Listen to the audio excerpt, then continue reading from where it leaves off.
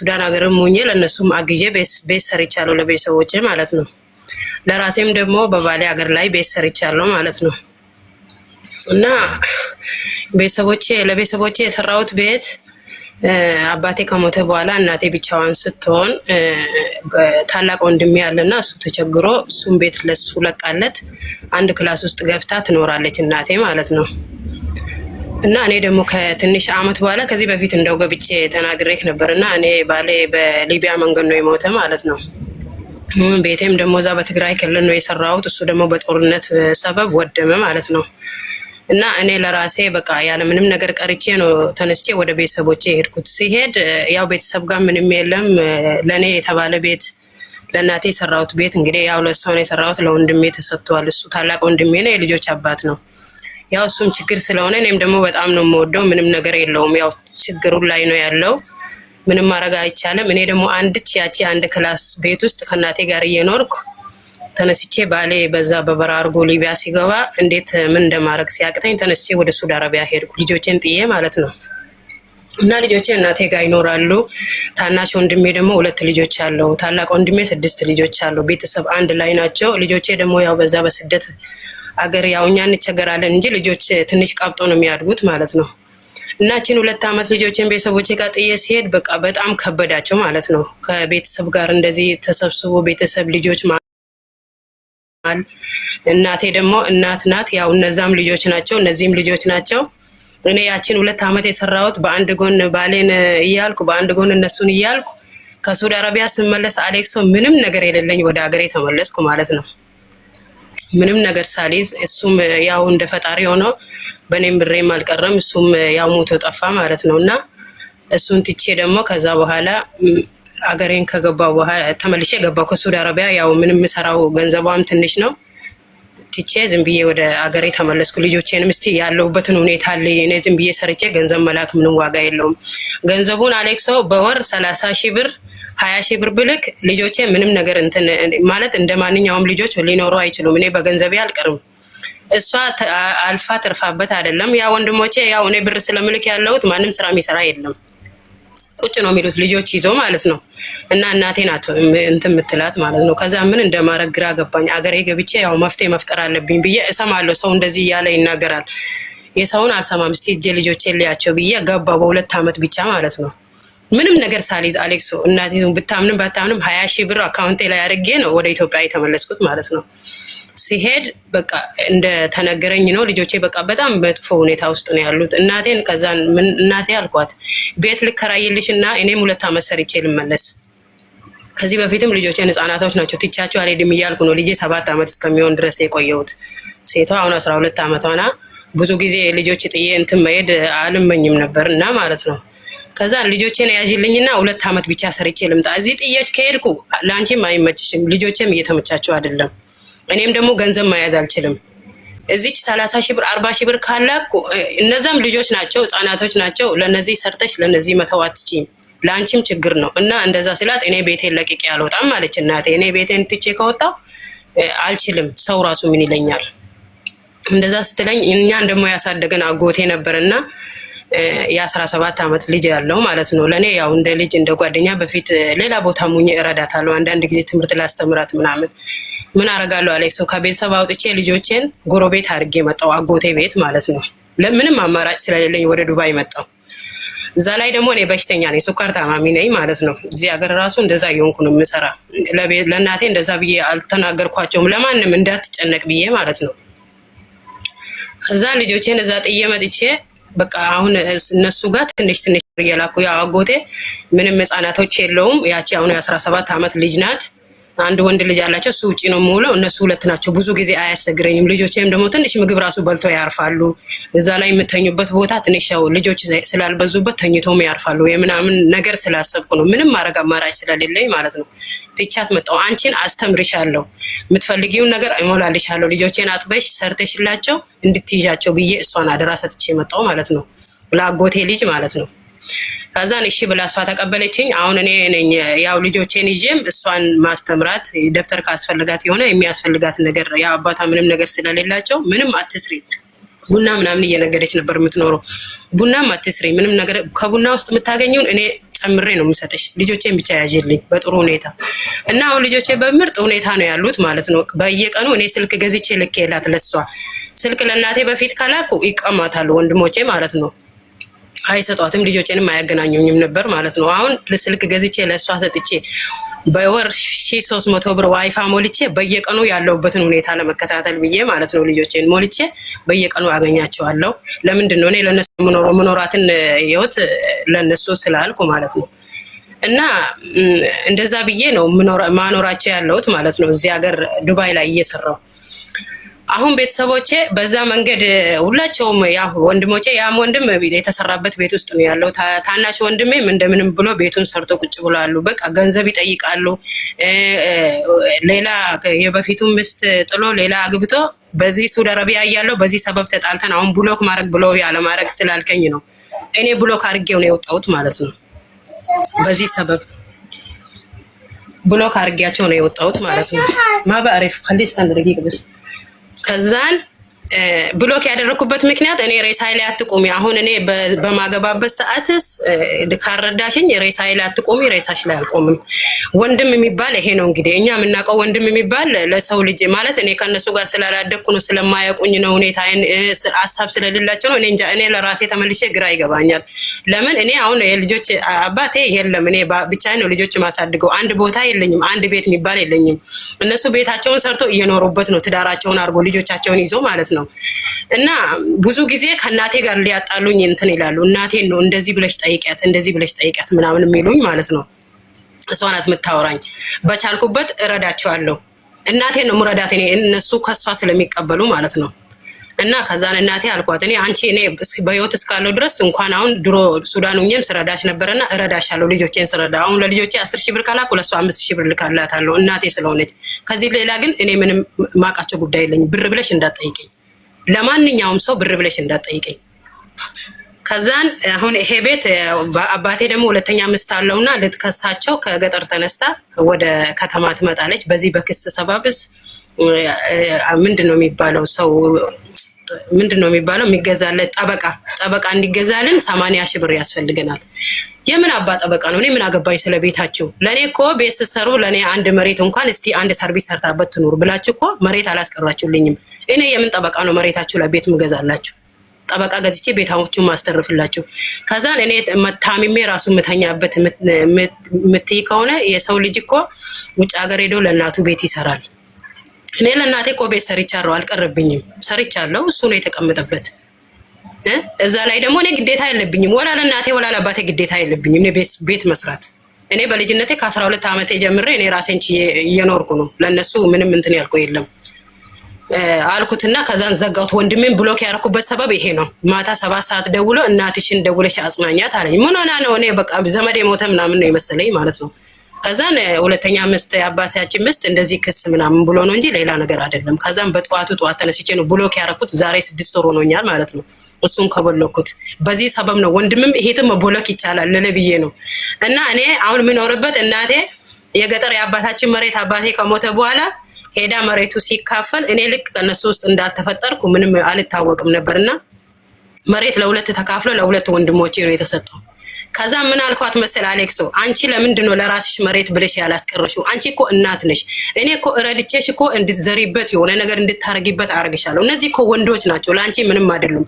ለልጆቻቸው ለምስታቸው እንጂ ለአንቺ ምንም ነገር አይሆኑም ስላት፣ እስቲ እነሱ ይኖሩበት እኔ ችግር የለብኝም ብላ መሬቱን ለሁለት አካፍላ ለነሱ ሳታመጣች። እኔ የለውበትም እንግዲህ እኔ የነሱን እንዳለውንኩ ነው። ለምንድነው? በስደት ስላደኩ ማለት ነው። በስደት ኑሬ ስለነበርኩ። ሁለተኛ ድጋሚ የከተማውን ቤት ደግሞ ሄዳ በወንድሜ ስም አዘዋወረች ቤቱን ማለት ነው። በሷ ስም ያለውን በወንድሜ ቤት ስም አዘዋወረችው። 2 ክፍል አስቀርጣ ባዲን በሰውለቅ ይሄን ከተማ ያለውን ደግሞ ያ ቤት እኔ ለእናቴ የሰራውበት ቤት እያለ ወንድሜ ታናሹ ሰርቪስ ቤት ሰርቶ ሰርቪስ ቤት ውስጥ እየኖረ ሁለተኛ ድጋሚ ደግሞ ትልቅ ቤት ሰርቶ ማለት ነው። ትልቁ ቤት አሁን በር ምናምን አልተሰራበትም ተብሎ ቆሞ ነው ያለው። እሱ ሰርቪስ ውስጥ ይኖራል። እናቴ አንድ ክላስ ቤት ውስጥ ነው የምትኖረው። እና ይሄን ሁሉ ራሱ ለምን እንደዚህ ታደርጊያለሽ አንቺ? ለምን ቤትሽን ለቄት ትወጫለሽ? እሱ እኮ 6 ልጅ የወለደው እኮ ስላለው ነው። ባይኖረው አይወልድም ነበር የሰው ልጅ ማለት ነው። እኛም እኮ እኔና የሱ ጋብቻ አንድ ላይ ነበር። እኔም እኮ እንደሱ ብሆን ኑሮ 6 7 ወልድ ነበር። ግን እኔ ኑሮዬን ስላሰብኩ ነው። ስላለው ነው የወለደው። እሱ ከልጆች ጋር እየተቸገረ ነው እንደዚህ የሆነ ነው። ነው የምትለው ማለት ነው። እና ከዛን እንደዛ ብላኝ ከሁሉ ነገር ውስጥ አወጡኝ። ከእንትን ውጪ ነው ያደረገችኝ ማለት ነው። ከተማ ውስጥ ያለው እኔ የራሴን ቤት የኔ ቤት ለሷ ብዬ የሰራሁትም እንደው መታ ተቸግራለች። እኔ ደግሞ ከዚህ በፊት አባቴ ሳይሞት በፊትም ገብቼ ነበር ወደ ኢትዮጵያ ማለት ነው። ገብቼም አንድ ክላስ ውስጥ ቤት ውስጥ እያለች እቺ ልጅ እኮ ተቸግራ መታ እኮ ከኔ ጋር ትኖርበት አንተ የራስን ሰርተ ቁጭ በልበት አላለችም። ግማሹን መሬት ደግሞ አካፍሎ ሽጦታሉ። ከተማ ነው ቤታችን ማለት ነው። የአባቴ ቤት ገጠርም አለ ከተማም አለ። ከተማ ውስጥ ግማሹን አካፍሎ ሽጦት ለታናሽ ወንድሜ ሱቅ ከፍተውለት ሱቁን ባክኖ ጨርሰው ማለት ነው። እሱ እዛ ያን ባክኖ ጨርሶ ደግሞ ሌላ ድጋሚ ደግሞ የ7 ክፍል ቤት ሰራ ማለት ነው። እና ይሄን ሁሉ ሲሰራ አጥር ሲሰራበት እቺ ልጅ ሴት ልጅ ናት። እኔ አንድ ሴት ነኝ ለእናቴ ማለት ነው። 2 ወንድሞች አለን። ገጠር አባቴ 6 ሴቶች አለው። ያ ማለት ለ2 ሚስቶች ተካፍሎ ለእናቴ ደግሞ የራሳን ድርሻ ለ2 ወንድሞቼ አካፈለች። እኔ ከእንትን ውጪ ነው ያስወጣችኝ ማለት ነው። ምንም ነገር እሱንም ታውቁላቸው፣ ከተማ ያለውንም ታውቁላቸው። አሁን እንኳን አሳስቧት ማለት ነው አሌክሴ። እስቲ ልጆቼን አሁን እኔ በልጆቼ ሰበብ ነው ሌላንን ሰው ችዬ የምችል ያለሁት ማለት ነው። እስቲ ልጆቼን ያጂልኝ። እኔ አንቺ ከያዝሽ እኮ 5000 ብር 10000 ብር በወር ልጆቼን ዘና አድርጎ ያሳድጋቸዋል። አንቺም ትይዣቸዋል። እኔ ራሴ ሰውናለሁ ብዬ ስለምናት እኔ ቤት ለቅቄ ያልወጣም ማለት። አሁን ደግሞ ለጠበቃ ለምን በቃ ምንም ነገር ማታወራ ነገር የለም። አሁን እቺ ልጅት ወላሂ ባለፈው አሌክሶ የመጨረሻ እናቴ ትሙት በሽተኛ ነው የሆንኩት ተመልሼ ማለት ነው። እንዴት እናትስ እንደዚህ ትናገራለች? እንዴት እስቲ ስታስብ እኔ አሁን እሷ እኮ ልጆቿ እኮ አሁን ቤታቸውን ይዘው ልጆቻቸውን አቅፎ እየኖሩ ነው። እኔ ግን ልጆቼ በቃ በስንት እኔ እንዴት ሁኜ እንደወጣው ታውቃለች እሷ ማለት ነው። ግድ ስለያዘኝ ነው እንጂ ጭራሽ ልጆቼን እንደው ፈጣሪ አያብላኝ ነው የምለው። ልጆቼን ጥዬ እጄ የምበላ እንጀራ ማለት ነው። ግድ ሲሆንብኝ ነው። እና ቤተሰብ ሲባል እንደዛ ነው አሌክሶ። እናቴ ትሙት እንደው አንድ ምክር እንድሰጠኝ ነው። እኔ አሁን ትቻቸዋለሁ ሁላቸው። አንተ እንዳልክ ምን እንዳረኳት ታውቃለህ እናቴን። እኔ ለራሴ አሞኛል። አንድ ነገር ከዚህ በኋላ ሌላ ልጄ ክፉ ቃል ተናገረችኝ እንዳትይኝ። እኔ ለራሴ እንደዚህ ታማሚ ነኝ። ለአንቺ እንዳላስጨንቅ ብዬ ነው ይሄን ሁሉ ዝም ያልኩት የደበኩሽ ማለት ነው። እኔ ያገኘሁትን ለልጆቼ ነው ማሳድግበት። በቃ አንዳንድ ጊዜ ሲጠይቁኝ እኔ ምንም ነገር የሌለኝ ቦታ እንደዚህ ብላ ትጠይቀኛለች። እንዳልናገራት እናት ናት አሌክሶ። ድምፅ አስቀምጣልኝ ትሄዳለች ማለት ነው። በዛኛው ስልክ እየመጣች ማለት ነው። በቃ የመጨረሻ እነሱን ወንድሞቼን ቦልኬ ነው የተውኩት ማለት ነው። ለምን በቃ አይጠቅሙኝም። የመጨረሻ በቃ ለምንም ነገር ስለማይሆኑኝ ማለት ነው። ብቦልኳቸው ይሻለኛል እንጂ ምንም ነገር ሌላ ከነሱ ጋር ማውራ እንትን የለኝም። እና እንደዚህ ብዬ ለማብራራት ራሱ ለምን አብራራለሁ አሌክስ? እስቲ ለሰው የምታብራራ እኮ ሰው ህይወትን ካላወቀ ነው። ግን እያወቀክ እንዴት ታብራራለታለህ? እኔ አሁን ህይወቴ እንደዚህ ነው። እኔ በኋላ በስደት እንደሞተ ያውቃሉ። እኔ ምንም ነገር እንደምኖር ያውቃሉ። እኔ እንደው ጤናማ በሆን ብሰራ ራሱ እኔ እህታቸው እኮ ስንት ዓመቴ ዛሬ 17 ዓመቴ ነው በሰው ሀገር ላይ ማለት ነው። 17 ዓመቴ ማለት ነው። በልጅነቴ የወጣሁት ነው እስካሁን ድረስ ምለፋ ያለሁት። አሁን ዱባይ ውስጥ ነው ያለሁት። እዛ ላይ በግማሽ ተመስገን ጥሩ መዳም ጋር ነው የገባሁት። ወስዳ በመኪና ታሳክመኛለች። በግል ልጄ እየታከምኩ ነው ስራ የምሰራ ልጆቼን ማሳደግ ያለሁት። እና ይሄ ሁሉ እያለ በቃ ዙራ ያለ ምንም በቃ እንዴት አድርገህ ነው እስቲ አሌክሶ በእናትህ እንዴት አድርገህ ነው ለሰው ልጅ የምታብራራው? እንደዚህ ነኝ እኔ እንደዚህ አይነት ችግር ላይ ነው ያለሁት ብለህ እንዴት ታብራራለህ? በቃ ማብራራት ራሱ አስጠልቶኝ ማለት ነው። እና ምንድነው መድኃኒታቸው ቦልኬ መሄድ ይሻለኛል ብዬ ቦልኬያቸው ወጣሁ ከሁሉ ማለት ነው። እና የሆቴል ልኖርበት እስቲ ለራሴ ራሱ እኔ በቃ ማለት ገንዘብ ሊያዝ ማለት ሳይሆን ገንዘብ ሊያዙን እኔ በእውነት እያሰብኩም አይደለም አሌክሶ። ለምን በዚህ ታማሚ ነኝ፣ በዚህ እታከማለሁ። በግል መታከም ማለት ከባድ ነው እዚህ ዱባይ ላይ ማለት ነው። እታከማለሁ። በዚህ ደግሞ ልጆቼን አሳድጋለሁ። ወይናክ ደቂቃ ቆይ አንዴ አሌክሶ።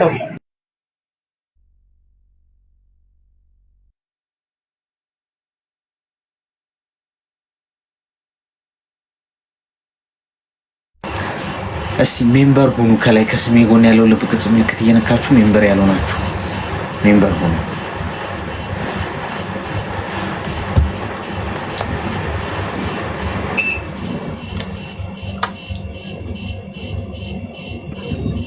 እና አሌክሶ እንደዛ ነው የሚል በቃ ማለት ይከብዳል። በቃ ስለ የቤተሰብ ነገርና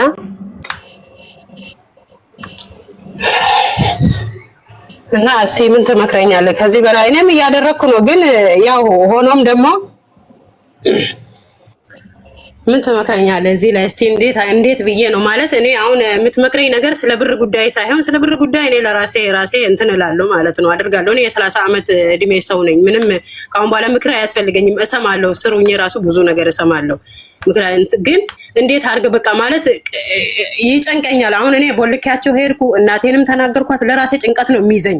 ግን ምን ማድረግ አለብኝ? እንዴት አይነት ኑሮ ነው የምትኖረው እዚህ ምድር ላይ ማለት ነው? እንዴት አድርገህ ነው ሰው መኖር የሚችለው? ቤተሰብ እንደዚህ ሲሆንብህ በቃ እኔ አሁን ምንም ነገር የለኝም አሌክሶ። በእውነት እኔ የባሌ ቤተሰብ ምንም ያላቸው ነገርም የለውም፣ ያለውም ደግሞ አሉ የት ነው ያሉ ብሎ የሚጠይቀኝ ሰው የለም። እዛ ላይ ደግሞ ችግር የለውም። እኔ በቃ ማለት እኔ የራሴ ልጆቼን አያቅተኝም። እስካለው ድረስ በህይወት እስካለው ድረስ አሳድጋቸዋለሁ። የነገውን ፈጣሪ ያውቃል ብዬ ነው የምኖር ያለሁት። እዛ ላይ እንደዚህ ሆነ እያለ ሌላ የቤተሰብ ደግሞ እንደዚህ በቃ ምንም ነገር ማያስቡት እንዴት አይነት ሆና ነው የምትኖረው? ልጆቿን እንዴት ነው የምታደርገው? እኔ እነሱን መያዝ አቅቷቸው ልጆች ጎረቤት ስታደርግ አስብ እንግዲህ ከቤተሰብ አውጥተህ ልጆች ጎረቤት ማድረግ ማለት ከባድ ነው። እኔ ወንድሞች እያለኝ እኔ እናት እያለኝ ወስጃቸው በቃ ልጆችን የሚመቻቸው ብቻ ነው የሚያስፈልገኝ። እኔ ስለ ቤተሰብ ሰው ስለተናገረ ምንም እንትን አይለኝም። እንዴት ሆኖ ተመችቷቸው እንዲማሩ እንዴት መኖር እንደሚችሉ ብቻ ነው የሚያሳስበኝ ያለ ማለት ነው። እና ልጆቿን እንደዚህ ቀምታ ወስዳ እንደዚህ ጎረቤት አስቀመጠች ብር እንዳትልክ ብላ ነው በቃ ሰው ሁሉ እንደዚህ ነው የሚያወራው ሁሌ ማለት ነው። ስለዚህ እኔ ወሬ ጨንቆኝ ሳይሆን በቃ እንዴት ሆኖ ነው ሰው እስቲ ለሰው ማብራራት የምትችለው እንዴት ነው? ወይ ደግሞ በቃ ዝም ብሎ ሰው መኖር ነው እንትን የሚለው እና አንዳንዴ ስሜታዊ ሆናለሁ ሳወራ እና ሚዩት አድርጊና አዳም። ያው ማውራትሽ ጥሩ ነው፣ ማውራትሽ ነው ዋናው ነጥብ። ገብቶሻል? ውስጥሽ ያለው ነገር መውጣት ስላለበት ማለት ነው። አንደኛ ነገር ኃላፊነት መውሰድ አለብሽ በህይወትሽ ውስጥ ለሚፈጠሩት ነገሮች ሁሉ። ኦኬ እናትሽ አላገዙሽ።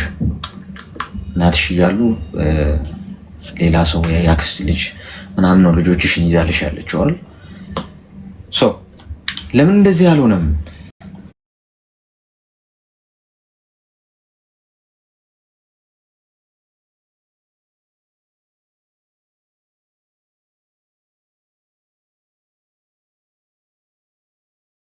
አንቺ እየተጨነቅሽ ያለሽው ስለ እናትሽ ፊድባክ፣ ስለ ወንድሞችሽ ፊድባክ እንጂ ስለ ልጆችሽ እየተጨነቅሽ አይደለም። እሱ ነው ዋናው ነጥብ።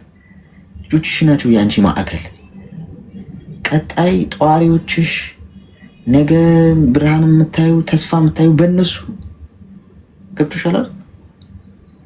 የእህቶችሽ ወንድሞችሽ እርስ በርስ በመሬት ጉዳይ እንደዚህ መሆን ምናምን፣ በእናትሽ ጉዳይ ምናምን በቃ ሁሉንም ነገር እርግፍ አድርገሽ ተይና ትኩረትሽ መሆን ያለበት ልጆችሽ ላይ ነው መሆን ያለበት። መቼ ልሂድ ልጆቼ ጋር ገብቶሻል።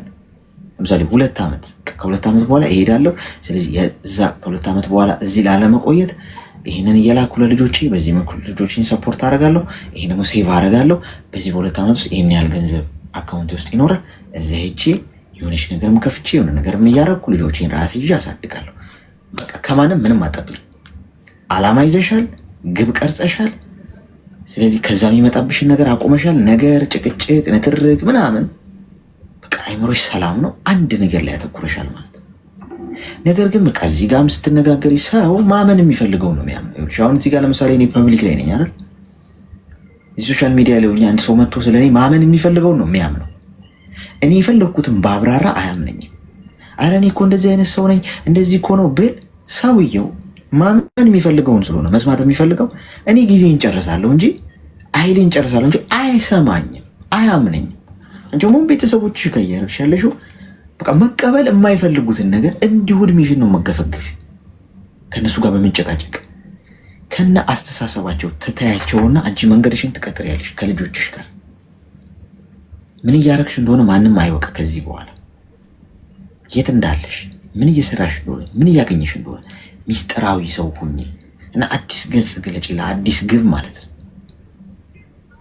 በዚህ መንገድ ነው እንጂ እነሱም እኝኝ ሲሉ አንቺም ስትይ እንዲሁ ዥዋዥዌ ነው ጨዋታው ነው። በዚህ መልኩ አስተካክዩ እሺ። አንቺ ከነሱ ብሰይ ማለት ነው። ወርደሽ መነጋገር የለብሽ። ተግባባን?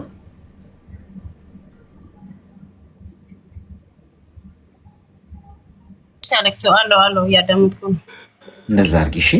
እሺ አመሰግናለሁ። እኔ አባትሽ እሺ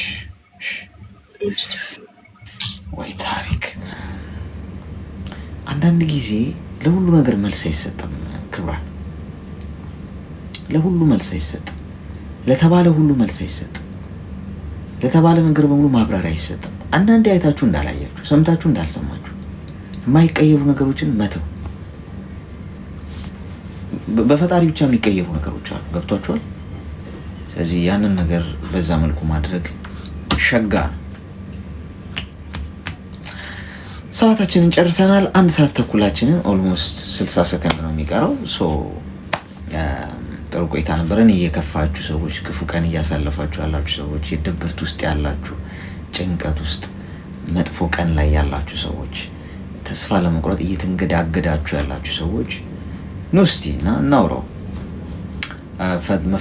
መፍትሄ የሚሰጠው ፈጣሪ ነው፣ ግን እናውራው። ስናውራው በአንድም በሌላም ነገሮች ሊቀየሩ ይችላሉ።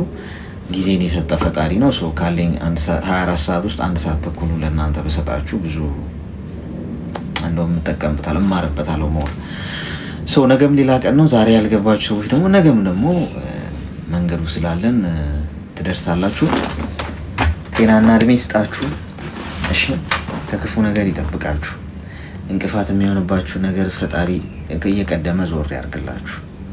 ጤናና እድሜ ይስጣችሁ። አትታመሙ። መቼም ሆስፒታል የምትሄዱት እንደው ሰው ለመጠየቅ እና ይሁን እንጂ እናንተን ክፉ ነገር አያገኛችሁ።